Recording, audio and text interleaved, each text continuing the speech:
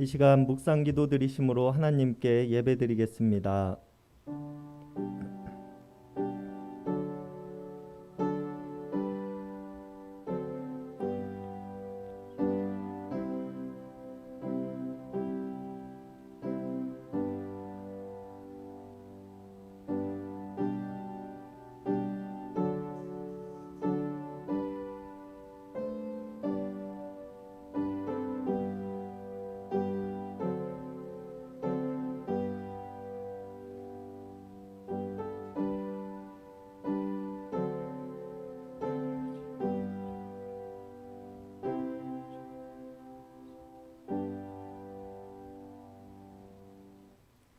하나님, 수요일 저녁 우리를 한자리로 모으시고 하나님께 예배하게 하심에 감사를 드립니다.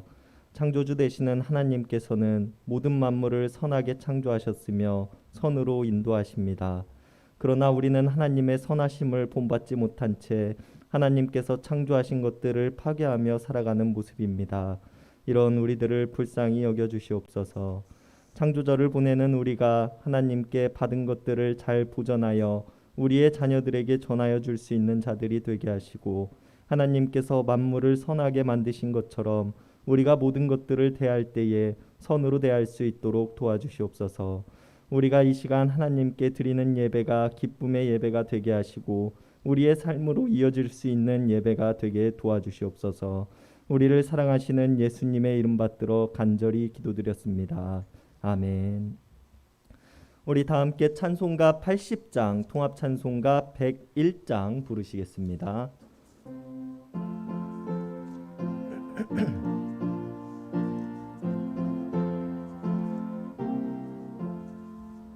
천지에 있는 이름 중 귀하고 높은 이름, 주나시기 전 지으신 구주의 이름 예수. 주 앞에 내가 엎드려 그 이름 찬송함은 내 귀에 들린 말씀 중 귀하신 이름 예수. 주 십자가에 달릴 때 명패에 쓰인 대로 저 유대인의 왕이요 곧 우리 왕이시라. 주 앞에 내가 엎드려 그 이름 찬송함은 내 귀에 들린 말씀 중 귀하신 이름 예수. 지금도 살아계셔서 언제나 하시는 일, 나 같은 죄인 부르사 참 소망 주시도다. 주 앞에 내가 엎드려 그 이름 찬송함은 내 귀에 들린 말씀 중 귀하신 이름 예수. 주 예수께서 영원히 어제나 오늘이나 그 이름으로 우리에게 참 복을 내리신다. 주 앞에 내가 엎드려 그 이름 찬송함은 내 귀에 들린 말씀 중 귀하신 이름 예수. 아멘. 공동기도문으로 다 함께 하나님께 기도드리시겠습니다. 천지와 만물을 창조하시고 주관하시는 하나님, 창조절로 지키게 하시며 하나님 아버지께 엎드려 예배드리게 하시니 감사합니다.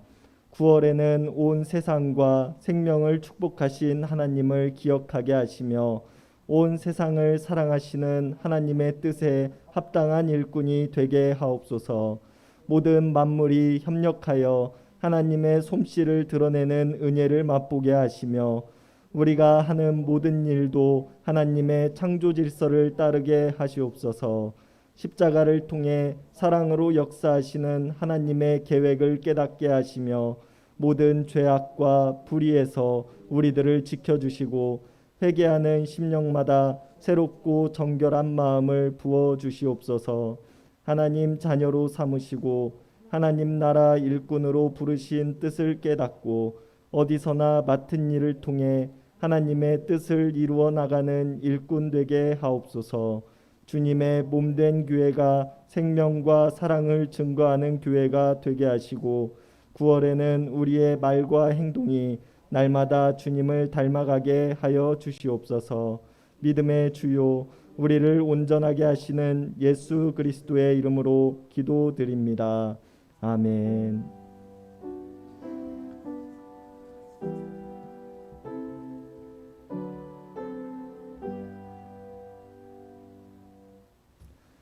오늘 우리에게 주시는 하나님의 말씀은 골로새서 1장 15절에서 20절까지의 말씀입니다. 골로새서 1장 15절에서 20절의 말씀입니다.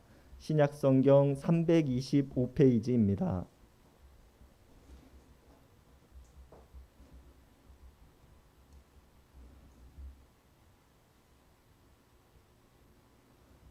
우리 한 절씩 교독하시겠습니다.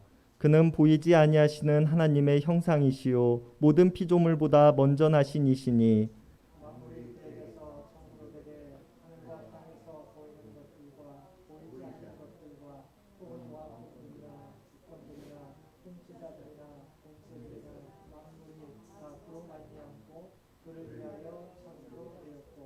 또한 그가 만물보다 먼저 계시고 만물이 그 안에 함께 섰느니라.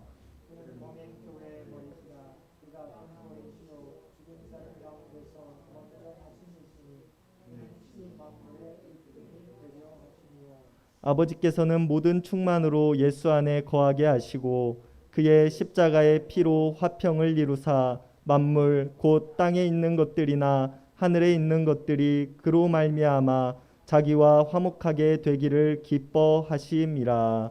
아멘.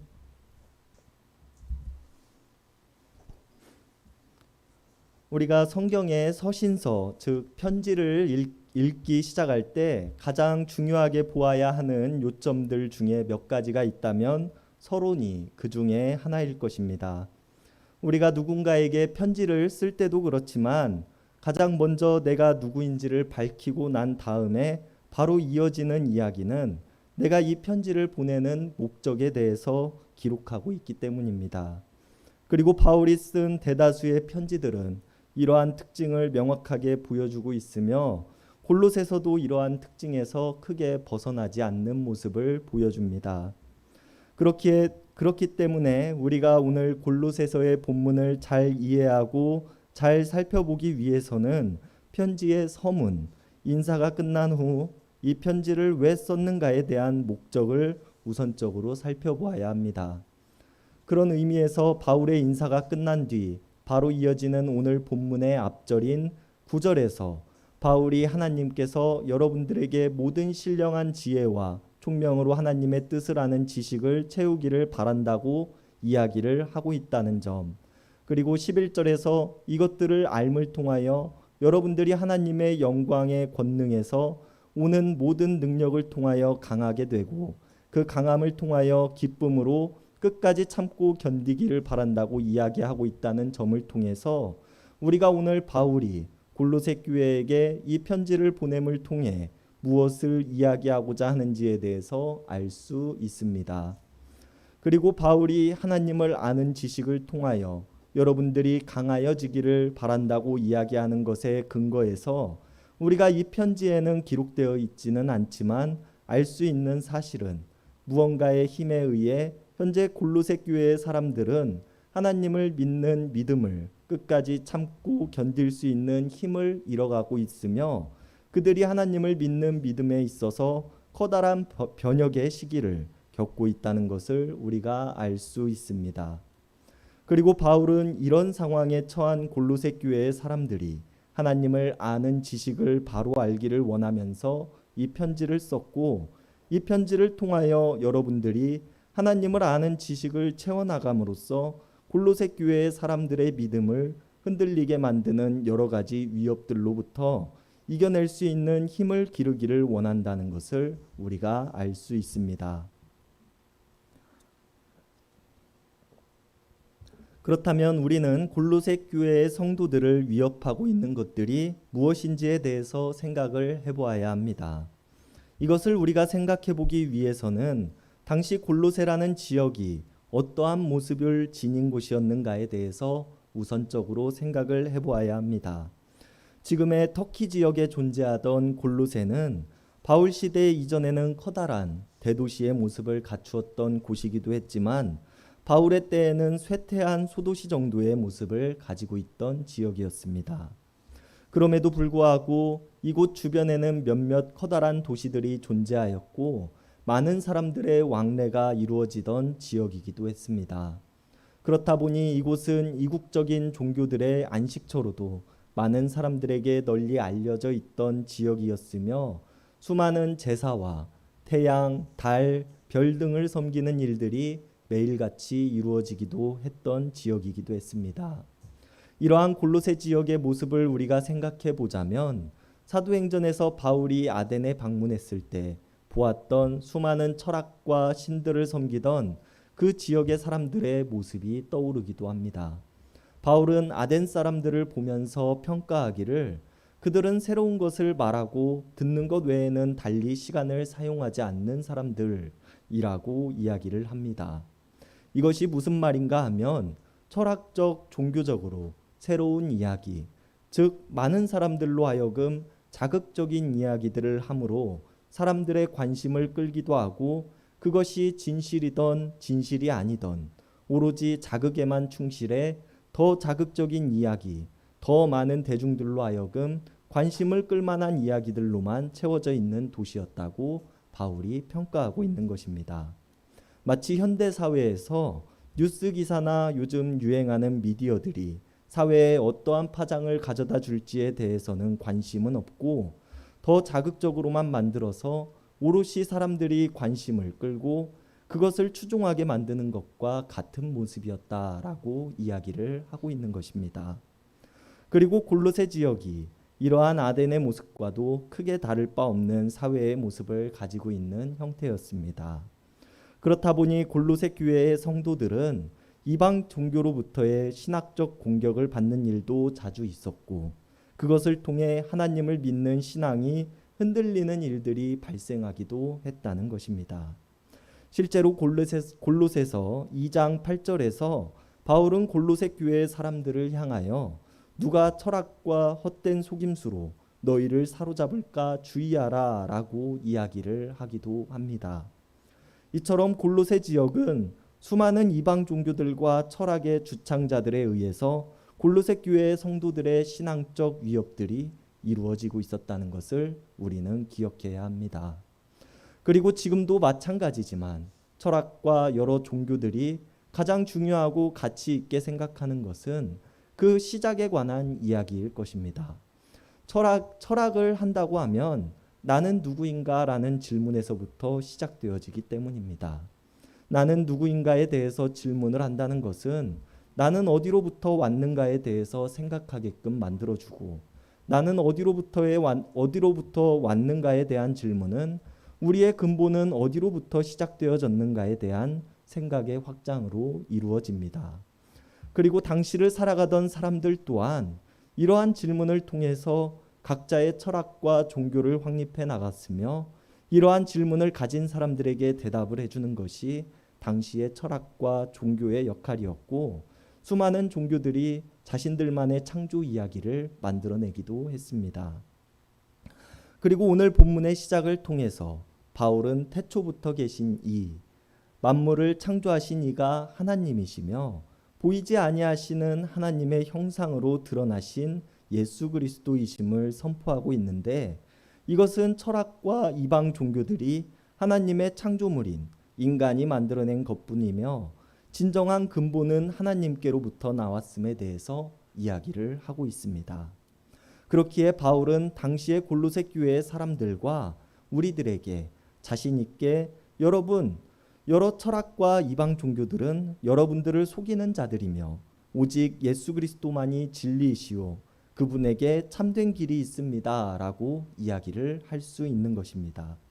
그리고 오늘 우리는 이러한 시대적 상황 속에서 바울이 골로새 교회의 성도들에게 전하는 창조주이신 하나님과 보이지 않는 하나님의 형상으로 이 땅에 오신 예수 그리스도께서 우리를 위하여 하신 일이 무엇인지, 또 우리들에게 요청하시고 계시는 삶이 무엇인지에 대해서 함께 생각해보고 나누는 시간을 가져보았으면 좋겠습니다. 오늘 본문의 시작에서 바울은 예수 그리스도를 보이지 아니하는 하나님의 형상이라고 선포합니다. 보이지 아니하는 하나님이라는 말은 출애굽기 33장에서 하나님께서 모세에게 내가 내 얼굴을 보지 못하리니 나를 보고 살 자가 없음이니라 라고 말씀하신 것에 근거하여 이 땅의 모든 이들이 하나님의 얼굴을 볼 수 없음에 대해서 이야기를 하고 있는 것입니다. 이 말과 같이 하나님을 본 사람은 없으며 하나님을 보게 된 사람은 죽음에 이르게 될 것이라는 사실을 우리들은 잘 알고 있습니다. 그리고 바울은 오늘 예수님을 보이지 않으시는 하나님의 형상이라고 이야기를 하고 있으며 이것은 우리가 볼 수 없는 하나님께서 인간의 형상으로 이 땅에 오셨음을 이야기하고 있는 것입니다. 우리는 이것을 성육신이라고 표현합니다. 또한 이 형상이라는 단어는 형상, 외형, 닮음이라는 뜻으로 해석되어지는데 이것은 단순히 겉모습만이 닮았다는 의미만을 지칭하는 단어가 아니라 속성 또한 닮았음을 표현하고 있는 단어입니다. 예수 그리스도께서는 단순히 외적 모습으로만 이 땅에 오신 것이 아니라 하나님의 속성, 즉 하나님의 성품과 초월성을 동일하게 소유하신 모습으로 이 땅에 오셨음에 대해서 바울은 이야기를 하고 있는 것입니다. 우리가 눈으로 볼 수 없는 만물의 창조주이신 하나님께서 예수 그리스도의 형상을 입으시고 이 땅에 오셔서 우리들과 함께 하셨음에 대해서 바울은 골로새 교회의 사람들에게 이야기하고 있습니다. 그러나 이 뒤에 나오는 문장은 언뜻 보기에는 앞의 문장과 상반되는 말 같아 보여지기도 합니다. 보이지 아니하시는 하나님의 형상이신 예수님께서 모든 피조물보다 먼저 나셨다라고 이야기를 하고 있는 것이 바로 그것입니다.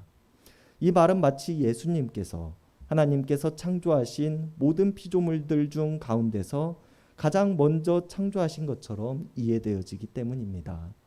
그러나 우리는 예수님께서는 하나님의 창조물이 아니라 앞서 이야기를 하였듯이 하나님과 동등하시며 한 분이신 하나님께서 형상으로 드러내신 분이 예수님이라는 것을 우리는 이미 알고 있습니다.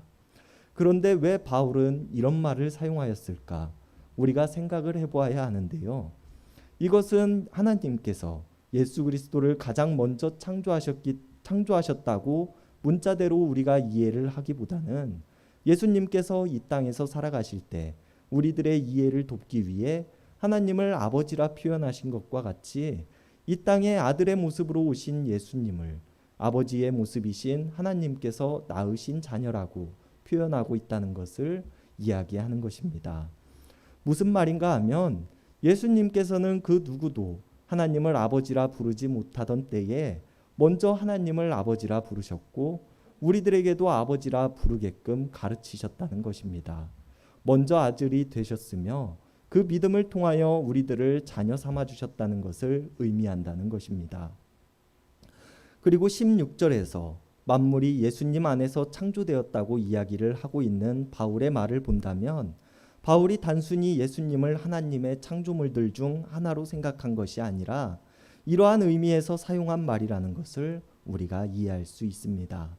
또한 예수님께서 하나님의 창조물들 중 하나라면 예수님 안에서 만물이 창조되었다는 말 또한 어폐가 있는 말이 될 것입니다. 결론적으로 15절에서 바울이 골로새 교회의 사람들에게 이야기하고 있는 것은 빌립보서에서도 이야기를 하고 있듯이 그는 근본 하나님의 본체시나 하나님과 동등됨을 취할 것으로 여기지 아니하시고 오히려 자기를 비워 종의 형체를 가지사 사람들과 같이 되셨다라고 바울은 이야기를 하고 있는 것입니다. 그러나 우리가 여기서 깊게 생각해 보아야 할 것은 하나님의 아들이시며 만물을 창조하신 예수님은 이 땅에 이처럼 오실 분이 아니셨다는 것입니다. 만물을 창조하신 분이시며 하늘에 있는 것들과 땅에 있는 것들, 보이는 것들과 보이지 않는 것들, 왕권이나 주권이나 권력이나 권세나 할 것 없이 모든 것을 창조하신 분이시기 때문입니다.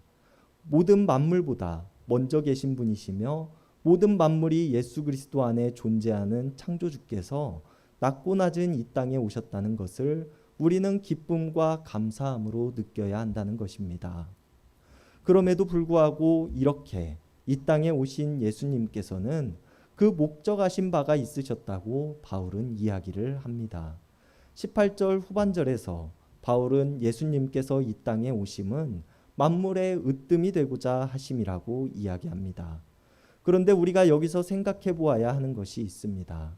으뜸이라는 것은 최고가 된다는 것을 의미합니다. 모든 것의 우두머리가 되는 것을 의미하며 모든 것들의 최고가 된다는 것을 의미하는 것입니다. 그리고 많은 사람들은 우두머리가 되는 것, 최고가 되는 것을 피라미드의 가장 높은 곳, 꼭지점에 서는 것이라고 생각합니다. 우리는 야생의 우두머리 호랑이를 먹이사슬의 꼭대기에 존재하는 짐승이라고 표현하고 삼성이라는 대기업을 대한민국 기업의 최고 꼭대기에 있는 기업이라고 표현합니다. 그리고 많은 사람들은 그것을 선망하기도 하고 그 자리에 서기를 원합니다. 그러나 이 땅에 오셨으며 만물의 으뜸이 되신 예수님께서는 모든 것들의 가장 높은 지점에 서지 않으셨다는 것을 우리는 기억해야 합니다. 예수님께서는 낮은 곳에서 살아가는 사람들을 찾아다니셨으며 제자들에게 낮은 자리에 앉으라고 하셨습니다. 만물을 창조하셨으며 보이시지 않는 하나님의 형상으로 이 땅에 오신 예수님의 삶은 피라미드의 꼭지점과는 거리가 먼 삶이었다는 것입니다. 이처럼 우리가 생각하는 으뜸이 된다는 것과 예수님께서 이 땅에 오셔서 보여주신 으뜸이 되는 것에는 커다란 차이가 있다는 것을 우리가 알 수 있습니다. 그러나 이러한 예수님의 삶이 으뜸이 되는 삶이라고 바울은 오늘 이야기를 하고 있는 것인데요. 그렇다면 바울은 왜 예수님의 삶이 으뜸이 되는 삶이라고 이야기를 하고 있는 것일까요? 예수님께서 보여주신 으뜸된 모습은 19절과 20절에 잘 나타나 있습니다. 그리고 이것을 살펴보기 전에 우리는 18절 후반절과 19절을 잇는 중간에 존재하는 헬라어 호티라는 단어가 우리의 성경에는 번역되어 있지 않다는 사실을 알아야 합니다. 이 호티라는 단어는 접속사로 왜냐하면이라는 뜻을 가지고 있는 단어입니다. 우리가 보고 있는 성경에 왜냐하면이라는 단어를 넣어서 다시 읽어보면 예수님께서는 만물의 으뜸이 되고자 하십니다. 왜냐하면 예수님께서는 모든 충만함으로 하나님께서는 모든 충만함으로 예수님 안에 거하게 하셨기 때문입니다. 라고 우리가 이해할 수 있습니다. 정리해 보면 하나님께서 주시는 충만함으로 살아가는 것, 이것이 만물의 으뜸이 되는 길이라고 바울은 우리들에게 이야기하고 있다는 것입니다. 그리고 하나님께서 주시는 충만함으로 살아가는 것이란 20절에서 바울이 이야기를 하고 있는 것처럼 예수님께서 보여주신 십자가의 피로 평화를 이루는 것, 땅에 있는 것들이나 하늘에 있는 모든 만물이 서로 화목하게 하는 것이 하나님의 충만함을 이루는 것이라는 것을 우리가 알 수 있습니다. 그렇다면 으뜸이 된다는 것은 우리가 생각하는 것과 같이 피라미드의 꼭지점에 서는 것이 아니라 하나님의 충만함으로 이 땅에 오신 예수님께서 우리들에게 보여주신 것과 같이 평화를 이루는 삶을 살아가는 것이며 서로가 화목하는 삶을 살아가는 것이라는 것입니다. 이것이 하나님께서 창조하신 세상 속에서 교회의 머리 되신 예수님께서 보여주신 길이며 교회의 몸이 된 우리들이 따라야 할 길이기도 합니다. 다시 골로새 교회의 상황으로 돌아가 수많은 철학과 이방 종교로부터 공격당하는 골로새 교회의 성도들에게 바울은 하나님의 능력을 통하여 강하게 되어야 한다고 이야기를 합니다. 그리고 이것은 세상의 철학과 이방 종교들은 우리들에게 더 자극적인 이야기, 더 관심을 가질 만한 화려한 입담들로 피라미드의 꼭지점에 서는 것이 강함이라고 이야기를 하지만 우리 그리스도인들은 예수님께서 우리들에게 보여주셨던 것과 같이 하나님께서 주시는 충만함을 가지고 평화를 이루는 삶, 서로 화목을 이루는 삶이야말로 으뜸이 되는 길이며 하나님의 능력을 통하여 강하게 되는 삶이라고 이야기하고 있는 것입니다. 성경의 역사에서 우리가 최고의 지혜자라고 이야기하는 솔로몬은 자신이 쓴 책 잠언서를 통해서 지혜란 금과 은보다 더 나으며 지혜란 진주보다도 더 좋은 것이고 내가 가지고 싶어하는 그 어떤 것보다도 더욱 귀한 것이라고 이야기합니다. 솔로몬은 지혜를 금은보화보다 더 귀한 것으로 여기고 비견조차 할 수도 없는 것이라고 이야기를 하고 있습니다. 그리고 그 지혜가 무엇인가 함에 있어서 솔로몬은 지혜란 하나님을 경외하는 마음이라고 이야기합니다. 하나님을 경외하는 마음을 통하여 우리는 지혜를 얻을 수 있으며 그 지혜는 금은보화보다 더욱 귀한 것이라고 솔로몬은 이야기하고 있는 것입니다. 그리고 그 지혜를 통하여 우리는 서로 사랑할 수 있으며 지도자들은 사람들을 올바르게 다스릴 수 있고 재판관들은 옳은 판결을 할 수 있게 된다고 솔로몬은 이야기를 합니다. 우리가 하나님을 경외하는 마음을 갖고 하나님께서 주시는 충만함을 가질 때 우리는 지혜자가 될 수 있으며 그 지혜를 통하여 평화를 이루고 화목을 이룰 수 있는 삶을 살아갈 수 있다고 이야기하고 있는 것입니다. 골로새라는 지역이 수많은 철학과 이방 종교들이 난잡하게 존재하고 사람들의 호기심을 끌 수 있다면 아무런 말이나 해대던 모습은 지금 우리가 살아가고 있는 시대와도 비슷한 모습을 가지고 있습니다. 우리가 살아가는 시대 속에서도 수많은 사람들은 다양하고 자극적인 철학과 종교들을 들고 와서 돈이 최고인 것처럼 명예가 최고인 것처럼 또 다른 무언가가 최고인 것처럼 그것을 따름으로 앞으로 일어날 일들에 대해서는 아무런 죄책감이 없이 우리들에게 아무 말이나 쏟아대면서 우리를 속이고자 합니다. 그리고 이런 시대를 살아가는 우리들은 오늘 바울이 골로새 교회의 사람들에게 이야기를 하고 있는 것과 같이 하나님을 바로 아는 지식을 통하여 우리를 속이는 것들로부터 흔들리지 않는 강함을 가질 수 있는 사람들이 되어야 합니다.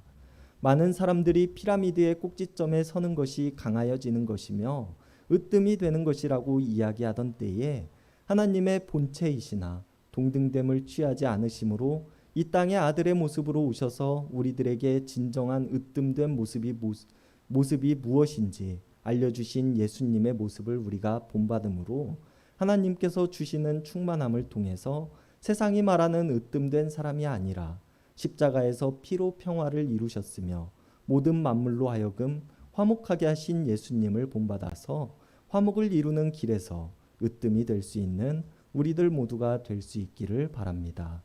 기도하시겠습니다. 만물의 창조주이신 하나님, 우리들에게 하나님의 충만함을 허락하시고 우리로 하여금 하나님의 지혜와 은혜를 부어주심에 감사를 드립니다.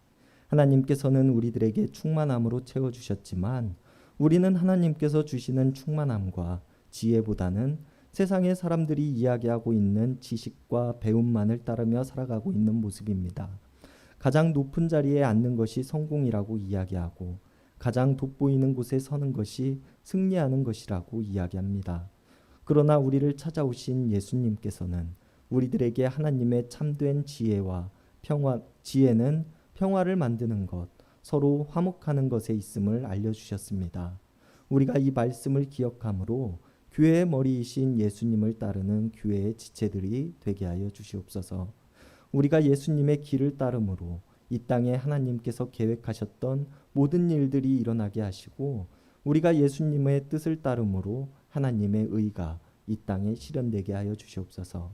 우리를 사랑하사 하나님의 본체이시나 하나님과 동등될 것을 취하심으로 여기지 아니하시고 오히려 자기를 비워 종의 형체를 가지사 사람들과 같이 되신 예수님의 이름 받들어 간절히 기도드렸습니다. 아멘. 이 시간 찬송가 459장, 통합찬송가 514장 부르시겠습니다.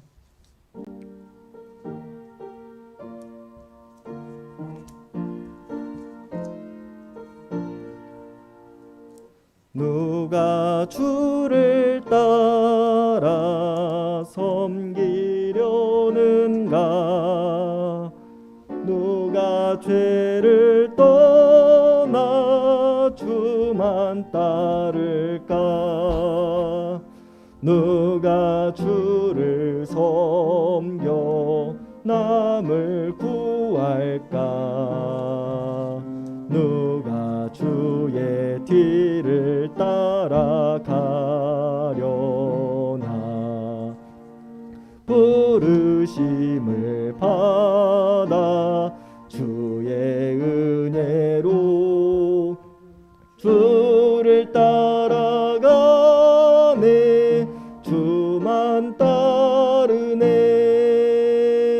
세상 영광 위에 따름 아니요. 크신 사랑이네. 주만 따르고 주가 내려주신 은혜 힘입어 주의 뒤를 따라 힘써 일하세. 부르심을 받아 주의 은혜로 주를 따라가네. 주만 따르네. 환난 핍박 많고 원수 강하나 주의 용사 더욱 힘이 강하니 누가 능히 이겨 넘어뜨리랴. 변함없는 진리 승리하리라. 기쁜 찬송하며 주의 은혜로 주를 따라가네. 주만 따르네. 임승택 목사님 나오셔서 축도해 주심으로 수요 성서 연구 시간을 마치도록 하겠습니다.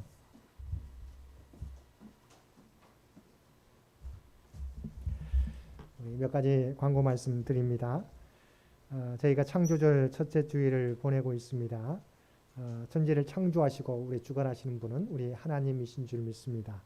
우리 창조된 세계가 인간의 욕심으로 무분별하게 파괴되지 않도록 우리 창조 질서 보존을 위해서 힘쓰며 기도하는 우리 모든 성도들이 되시기를 바랍니다.